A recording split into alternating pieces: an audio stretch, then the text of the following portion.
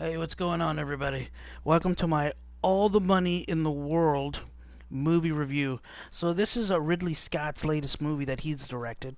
It stars Michelle Williams, Christopher Plummer, Mark Wahlberg, and there's this other kid who plays the grandson of John Paul Getty, Charlie Plummer. So, I don't know if he's related to Christopher Plummer. I don't know. Do you guys know? I don't know. So this movie has gotten a lot of controversy around it. First of all, Kevin Spacey, I think, was supposed to play Getty, and after all these allegations came out that he has tried to rape people or whatever, drug people underage, they straight up just deleted his parts and reshot him with Christopher Plummer, which, from what I heard, is who Ridley Scott wanted to use in the first place. So this story is about a situation where John Paul Getty's or J. Paul Getty's, I don't know what his first name is.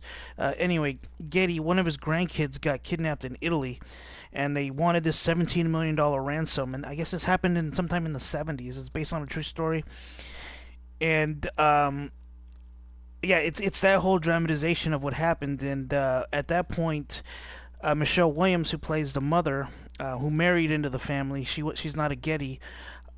She was not. She didn't have any money, and people just assumed that if they kidnapped the grandkid, that the grandfather would pay. And this really depicts Getty as this really tight-fisted kind of. He just would not fork over any money.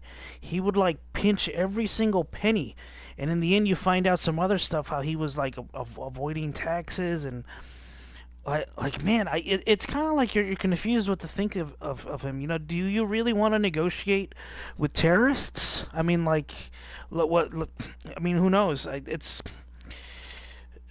yeah.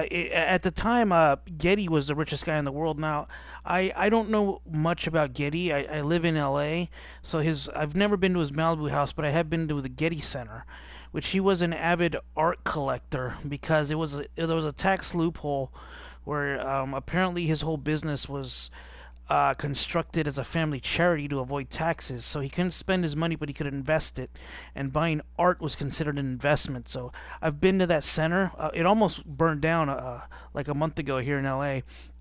And it's yeah, man, there's a lot of beautiful art on display. But I did not know.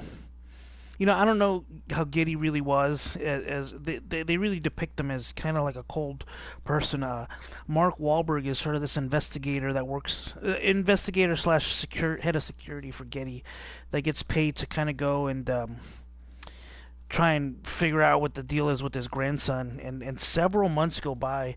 This kid, oh man, there's some really gruesome parts, and I feel bad for him, man.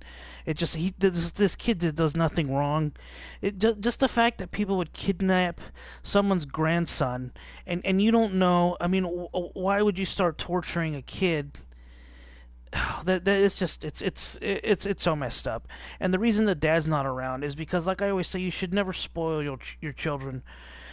His dad wasn't wealthy, but then it's like once Getty started helping out his son, which is this kid's dad, and giving him all this money. This is why I'm against materially spoiling your children. I think it's bad because they don't learn any work ethic if you just get them everything that they want. His son ends up becoming a heroin addict, which is why the mom left and got custody of the kids. He's just a huge drug addict that could not. He just could not keep it together. I'm surprised he didn't die. But either way, Christopher Plummer was really good in this. I can see maybe a supporting actor nomination, possibly. I think I really love Michelle Williams. I wish I could see her in more movies than she's in. Oh my God, that in Manchester by the Sea, that scene, oh, where she's like, I still love you. Oh my God, man, that oh. Michelle Williams might have given my favorite female performance this year. I think she's going to get an Oscar nomination. I don't think this movie's going to get Best Picture. Again, this is a little bit overhyped. I liked it better than The Post, which I saw recently as well. She's the only one I think that'll get a nomination. Maybe Chris Plummer.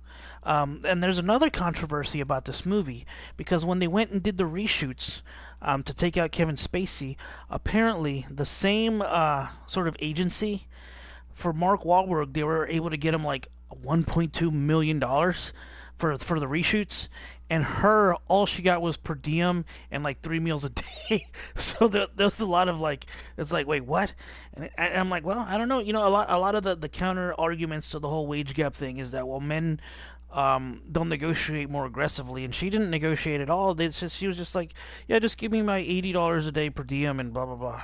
So I don't know. You take that for what it's worth. Apparently, Mark Wahlberg, just to kind of smooth things over, donated all that $1.2 million to some I don't know some organization that deals with that type of stuff. Eh, I'm not gonna start pontificating about what I think about all that because it's a movie review. But um, yes, it's a very enjoyable movie. Yeah, I would say go see it if you're a film person. Yeah, go check this movie out. Um, it's definitely if I describe this movie in one word, it's engaging because I didn't know what happened in this story. I never knew he had a grandson that got kidnapped. Um, and so there's a lot of tension there, and there's times you don't know what happened. There's even one kidnapper who kind of like start grows to care for the kid, and kind of help. I won't say helps him out, but I mean, yeah, he helps him out. I think the kid could have maybe ended up dead if not for this one guy, and he was kind of like the guy that from the beginning was kind of like the one giving him his food and all that stuff. Um, that guy does a good job too. It's played by Romain Duris. I've never heard of him before, but he did a good job as well. A lot of this movie, that's a lot of it's in Italian, um, which is kind of cool. Uh, yeah, man. So on the Star Strider scale, I'd say this movie gets an 84. It's a very good movie, and I think Michelle Williams might be my favorite for an Oscar.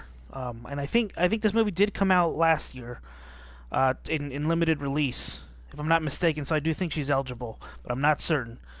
Anyway, let me know what you guys thought. Did you see it? Did you not see it? Did you like it? Did you hate it? Anyways, like and subscribe and hit that bell. All right, I will see you guys later. Bye.